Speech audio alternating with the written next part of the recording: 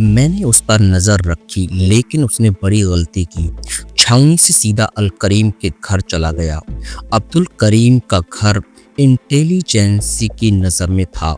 پھر کرنل موسیٰ نے بھی اپنا آدمی لگا دیا۔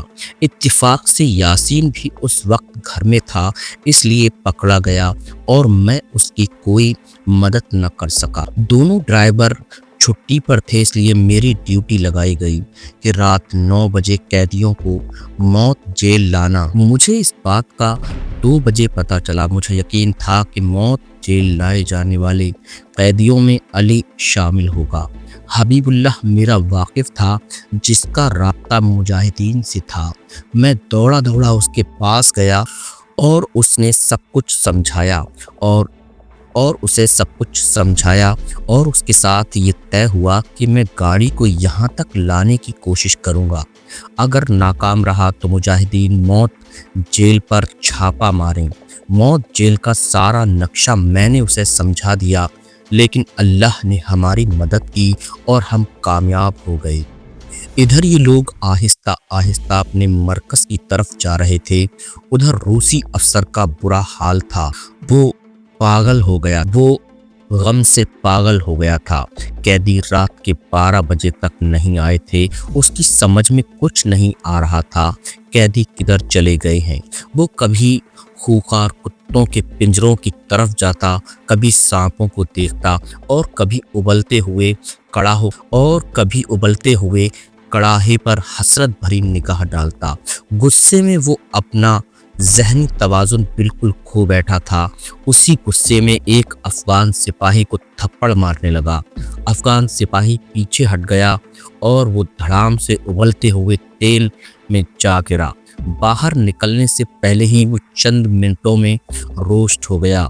قدرت نے دکھا دیا کہ خدا کو چیلنج کرنے والا نمرود ہو یا فرعون، اس کا انجام بہت برا ہوتا ہے۔ راستے میں ایک جگہ نور محمد نے اپنے گاؤں جانے کی اجازت مانگی۔ اس نے بتایا کہ اگر میں نے گھر والوں کو فوراً پاکستان نہ پہنچایا تو میرے فرار کے جرم میں ان سب کو گرفتار کر لیا جائے گا۔ حنیف خان، میجر فیاض اور علی نے نور محمد کا شکریہ ادا کیا۔ رات کے 4 بج چکے تھے جب وہ حیدر مرکز پہنچے۔ یاسین کو پہرے داروں کے حوالے کر باقی لوگ سو گئے۔ صبح اٹھے سب نے ناشتہ کیا۔ اس کے بعد عبدالکریم کی والدہ کو عبدالکریم کی شہادت کے بارے میں بتایا۔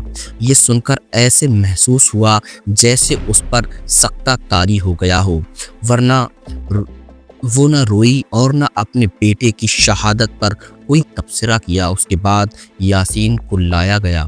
علی اور میجر فیاض کا اصرار تھا کہ اسے زندہ جلا دیا جائے، لیکن جن مجاہدین کو اس نے گرفتار کروایا تھا ان میں سے کئی کو زندہ جلایا گیا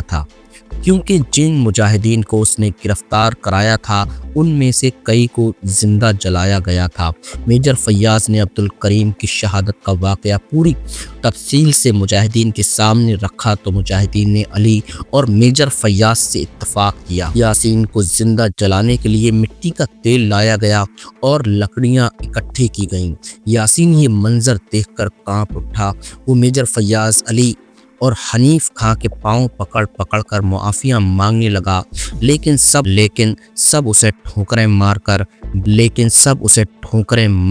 کر پرے ہٹا رہے، لیکن سب نے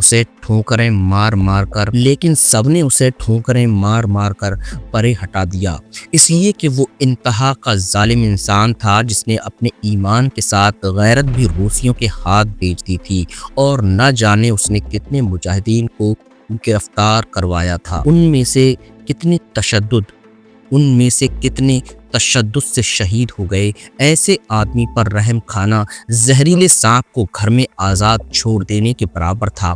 یاسین عبدالکریم کی والدہ کے پاس پاؤں پکڑ کر دھاڑے مار کر رونے لگا۔ عبدالکریم کی والدہ نے میجر فیاض سے کہا کہ اسے معاف کر دو۔ میجر فیاض کو اس پر بڑی حیرت ہوئی کہ جس کے بیٹے کو اس نے پکڑوایا اور جسے روسیوں نے زندہ جلایا، وہ اسے معاف کرنے کے لیے کہہ رہی ہے، یہ کیسی عورت ہے؟ اس نے عبد الکریم کی والدہ سے کہا، اماں تم شاید نہیں جانتی کہ عبد الکریم کو کس طرح شہید کیا گیا تھا۔ میں جان گئی ہوں، لیکن عبد الکریم ایک مجاہد تھا۔ اس نے اپنی جان اسلام پر دی اور اسلام محمد صلی اللہ علیہ وسلم کے ذریعے ہم تک پہنچا۔ کیا اہل مکہ نے نبی کریم صلی اللہ علیہ وسلم کے ساتھ کوئی اچھا سلوک کیا تھا؟ کیا آپ صلی اللہ علیہ وسلم نے اپنے دشمنوں کو معاف نہیں کر دیا تھا؟ اگر مجھے ماں سمجھتے ہو تو اسے چھوڑ دو، اور یاد رکھو جہنم کی آگ اس آگ سے زیادہ گرم ہے۔ جو عذاب خدا اسے دے گا وہ تم نہیں دے سکتے۔ عبد الکریم کی والدہ کے کہنے پر یاسین کو چھوڑ دیا گیا۔ حنیف خان نے دو مجاہدین سے کہا کہ اس کی آنکھوں پر پٹی باندھ کر مرکز سے دور جا کر چھوڑاؤ۔ جاتے ہوئے علی نے اس سے کہا کہ اگر تم نے آئندہ کسی مجاہد کو گرفتار کروایا تو پھر یاد رکھنا ابلتے ہوئے تیل میں تمہارے کباب تلے جائیں گے۔ علی اور میجر فیاض ابھی اسی مرکز میں تھے۔ انہیں یہاں آج 5واں روز تھا۔ ظہر کی نماز پڑھ کے وہ فارغ ہوئے ہی تھے کہ انہوں نے دیکھا کہ یاسین اپنے بیوی بچوں کے ساتھ مرکز آ پہنچا ہے۔ اس نے آتے ہی حنیف خان سے کہا کہ میں نے مجاہدین سے بہت زیادتیاں کی ہیں اور میرے گناہ مجھے ضمیر کی آگ میں جلا رہے ہیں۔ یہاں سے جانے کے بعد ضمیر کی آگ نے مجھے ایک لمحہ بھی چین نہیں لینے دیا۔ میں نے آخر یہی فیصلہ کیا کہ زندگی کے بقیہ ایام جہاد کرتے ہوئے گزار دوں، شاید اللہ میرے گناہوں کو معاف کر دے۔ پھر وہ عبد الکریم کی والدہ کے قدموں میں بیٹھ گیا اور کہنے لگا، اماں میں عبد الکریم کو واپس تو نہیں لا سکتا اور عبد الکریم کی جگہ بھی نہیں لے سکتا، لیکن جس راستے پر اس نے جان دی ہے میں بھی اسی مشن پر اپنی جان دے دوں گا۔ آپ مجھے معاف کر دیں، میرے بیوی بچے آپ کے ساتھ پاکستان جائیں گے اور زندگی کے آخری سانس تک آپ کی خدمت کریں گے۔ خدا کے لیے مجھے اور میری بیوی کو معاف کر دو۔ لالچ نے ہماری آنکھیں اندھی کر دی تھیں۔ اماں میں اپنا گھر فروخت کرایا ہوں، میں اب کبھی وہاں نہیں جاؤں گا۔ میرے بچے جہاں آپ رہیں گی آپ کے ساتھ رہیں گے۔ پھر اس نے نوٹوں کی ایک تھیلی عبد الکریم کی والدہ کو دیتے ہوئے کہا، یہ وہ روپیے ہیں جو میں نے مکان فروخت کر کے حاصل کیے ہیں۔ ان میں وہ روپیے بھی شامل ہیں جو میرے پاس پہلے تھے۔ ان کا جو چاہو کرو، چاہو اسے اپنے ساتھ پاکستان لے جاؤ یا پھر مجاہدین کو دے دو۔ جب وہ عبد الکریم کی والدہ سے یہ باتیں کر رہا تھا تو اس کی آنکھوں سے آنسو بہہ رہے تھے۔ اس کے بیوی بچے ہاتھ جوڑے عبد الکریم کی والدہ کے سامنے کھڑے تھے۔ عبد الکریم کی والدہ رحمت الخاتون تھی۔ اس نے اس کے بچوں کو پکڑ کر اپنی گود میں بٹھا لیا اور روپیے حنیف خان کے حوالے کر دیے۔ حنیف خان نے ان میں سے آدھے مجاہدین کے لیے رکھ لیے اور بقیہ عبد الکریم کی والدہ کو دیتے ہوئے کہا، پاکستان میں یہ تمہارے اور تمہارے ساتھ ان بچوں کے کام آئیں گے۔ چھٹے دن علی، میجر فیاض، عبد الکریم کی والدہ، یاسین کی بیوی بچے اور 5 دوسرے مجاہد واپس اپنے مرکز کی طرف روانہ ہو گئے۔ یاسین وہیں حیدر مرکز میں رہا۔ چیف کمانڈر کے پاس پہنچ کر میجر فیاض اور علی نے ساری رودات سنائی۔ چیف کمانڈر ان کی ہمت و جرات کی داستان سن کر مسکرایا اور کہا کہ تم لوگوں نے قرون اولیٰ کی مجاہدین کی یاد تازہ کر دی ہے۔ میں تم لوگوں کے بارے میں بہت فکر مند تھا۔ اللہ کا شکر ہے تم بخیریت عافیت واپس آئے۔ عبد الکریم کی والدہ اور یاسین کے بیوی بچوں کو پاکستان بھیج دیا گیا۔ میجر فیاض بھی چند روز رہنے کے بعد حیدر مرکز واپس چلا گیا تاکہ شہر کے قریب رہ کر چھاپہ مار کارروائیوں کی نگرانی کر سکے۔ سردیاں ختم ہو رہی تھیں اور بہار کا آغاز ہو چکا تھا۔ پہاڑوں پر بڑی برف پگھل رہی تھی۔ مجاہدین کے مرکز میں اطلاع ملی کہ کابل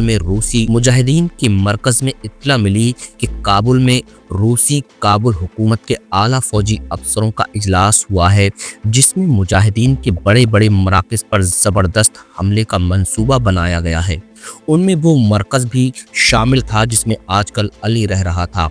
ये मरकज़ 3 तरफ से पहाड़ों से घिरा हुआ था। सिर्फ शुमाल मशरिक़ की तरफ से एक रास्ता इस मरकज़ तक जाता था। यही रास्ता सूबे के बड़े बड़े शहरों को आपस में और फिर काबुल से मिलाता था, और मुजाहिदीन उसे राह अमूक अफ़गानिस्तान का नाम देते थे। अरसे से इस रास्ते पर मुजाहिदीन का कब्ज़ा था। दुश्मन ने उस पर कब्ज़े के लिए बड़े हमले किए मगर नाकाम रहा।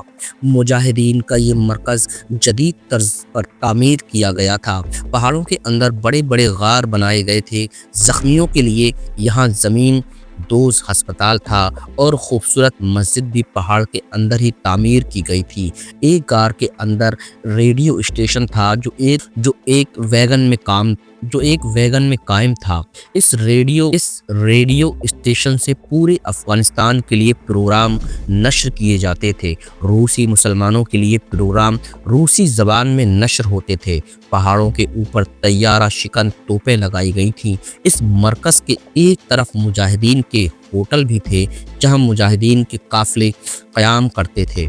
इस मरकज़ में जहां नए आने वाले फ़ौजियों को तरबियत दी जाती थी, वहां दूसरे मराकज़ और सूबों को असलाह भी सप्लाई किया जाता था। इस तरह ये एक बहुत बड़ा अहम मरकज़ था और यहाँ से जंग करने वाले मुजाहिदीन दुश्मन का नाक में दम किए हुए थे। दुश्मन इस मरकज़ से बहुत परेशान था और उसे हर हालत में तबाह करना चाहता था। इसलिए उस पर हमले की खुसूसी मंसूबा बंदी की गई। मार्च के पहले हफ्ते में इत्तला मिली कि दुश्मन का एक बहुत बड़ा कानवाय सैकड़ों टैंकों और बख्तरबंद गाड़ियों के साथ इस मरकज़ के करीब वाक़ छावनी की तरफ आ रहा है। दुश्मन का प्रोग्राम था कि पहले फ़ौजी कुव्वत छावनी में इकट्ठी की जाए और फिर वहां से उस मरकज़ पर हमला किया जाए। इस फ़ौजी कानवाय को तैयारों की मदद भी हासिल थी। मुजाहिदीन ने इसकी पेशकदमी रोकने के लिए कई इक़दामात किए। काफिले के रास्ते में टैंक शिकन बारूदी सुरंगें बिछाई गईं, गड्ढे खोदे गए और घात लगाकर कई जगह हमला भी किया गया। इस तरह दुश्मन को कदम कदम पर भारी नुकसान उठाना पड़ा और ये कानवाय जिसे इस छावनी में एक हफ्ते के अंदर पहुंचना था, पूरे 6 हफ्तों बाद पहुंच सका। अली मुजाहिदीन की इन तमाम छापामार कार्रवाइयों में बराबर शरीक रहा। मुजाहिदीन का ख्याल था कि दुश्मन का भारी जानी व माली नुकसान हुआ है और वो खासा थक भी चुका है, इसलिए वो हमारे मरकज़ पर फौरी हमला आवर न हो सकेगा। लेकिन दुश्मन ने गैर मुतवक्के तौर पर फौरन हमला कर दिया। जुमे का दिन था और अप्रैल का महीना। खासी तादाद में मुजाहिदीन अपने अजीज़ों से मिलने पाकिस्तान गए हुए थे। मरकज़ में मौजूद मुजाहिदीन की तादाद इस वक्त बमुश्किल 100 थी। सुबह का वक्त था जब दुश्मन के 20 से ज़्यादा बमबारे तैयारे नमूदार हुए।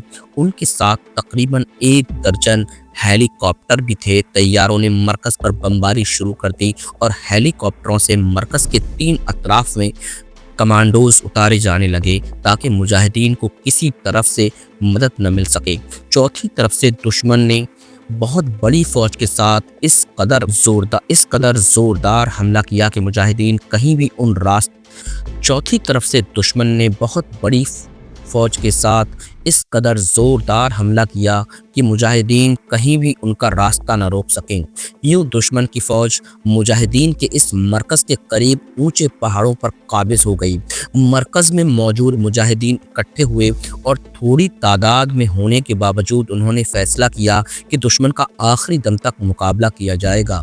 मुजाहिदीन की तमाम तैयारा शिकन तोपें दुश्मन के हवाई जहाज़ों पर गोलियां बरसाने लगीं, मगर ये तोपें दूर तक मार नहीं कर सकती थीं, इसलिए कि दुश्मन के तैयारे ऊंचाई पर उड़ते हुए अंधाधुंध बमबारी कर रहे थे।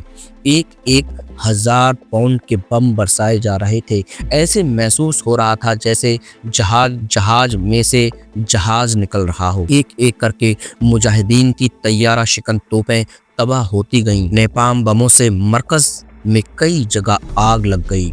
बमबारी से बचने के लिए मुजाहिदीन ने कोह दोजगार में पनाह ली हुई थी। बमबारी से बचने के लिए मुजाहिदीन ने कोह दोजगार में पनाह ली हुई थी। ये एक बहुत बड़ा बम गार पर आकर गिरा और गार का मुंह बंद हो गया। इस गार के अंदर 70 मुजाहिदीन थे। 45 मुजाहिदीन फौरी तौर पर मलबे के नीचे दबकर शहीद हो गए और बकिया के लिए बाहर निकलने का कोई रास्ता न था। गार के अंदर बचने वालों में अली भी शामिल था।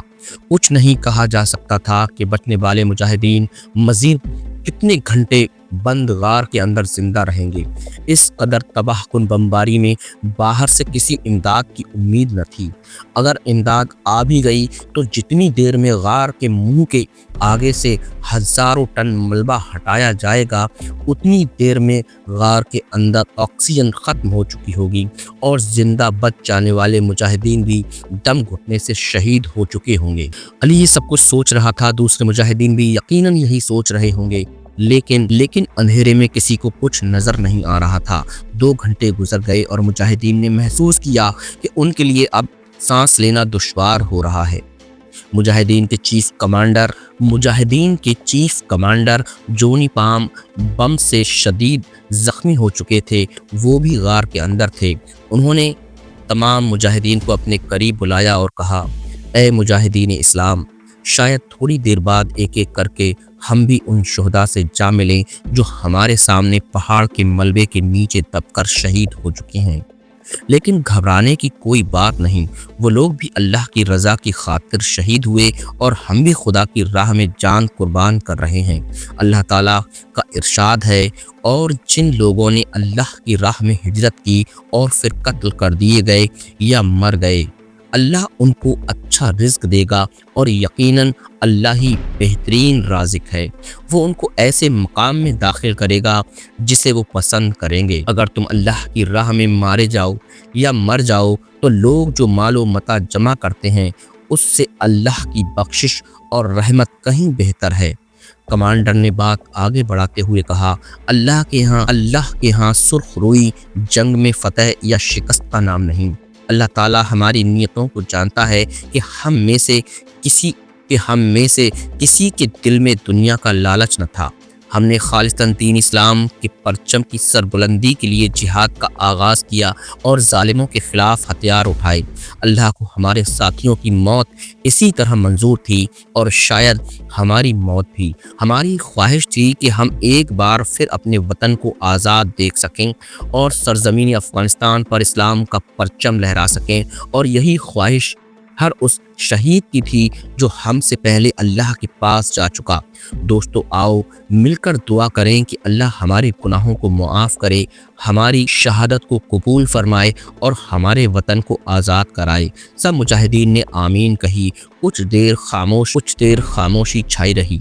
फिर एक तरफ से अली की आवाज़ आई, काबिल एहतराम कमांडर साहब, शहादत हमारे लिए एजाज़ है और हम मौत से नहीं डरते, लेकिन अफसोस इस बात का है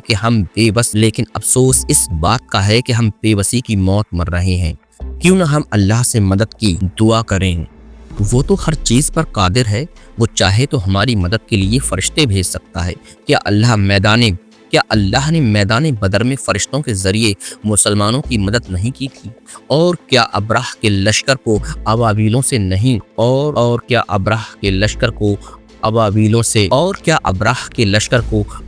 से ख़त्म नहीं करवाया था? फिर हम अल्लाह की मदद और रहमत से मायूस क्यों हैं? अली खामोश हुआ तो मुजाहिदीन के कमांडर की आवाज़ सुनाई दी, दोस्तों, अली सही कहता है। इसमें कोई शक नहीं कि बज़ाहिर हमारे बचने के कोई आसार नज़र नहीं आते, लेकिन हमारा तो यकीन है कि अल्लाह हर चीज़ पर कादिर है। क्या अल्लाह ने अपने पैगंबर हज़रत यूनुस अलैहिस्सलाम की उस वक्त मदद नहीं की थी जब वो दरिया में गिराए गए थे और मछली ने उन्हें निगल लिया था? और जब उन्होंने अल्लाह से मदद मांगी तो क्या मछली ने उन्हें सही व सालिम दरिया से बाहर नहीं फेंक दिया था? और हाँ, मुझे याद आया, बनी इसराइल के 3 अफराद का एक ऐसा ही वाक़या नबी करीम सल्लल्लाहु ताला अलैहि वसल्लम ने बयान किया है। उनके गार का मुंह भी बंद हो गया था। वाक़े की तफसील कुछ यूँ है कि बनी इसराइल के 3 अफराद को सफ़र के दौरान में रात आ गई। मौसम बड़ा ख़राब था, बारिश तूफ़ान आया हुआ था। इस तूफ़ान से बचने के लिए वो तीनों एक पहाड़ के गार में दाखिल हो गए। तूफ़ान और बारिश के नतीजे में पहाड़ की एक चट्टान ऊपर से गिरी और उसने गार का मुंह बंद कर दिया।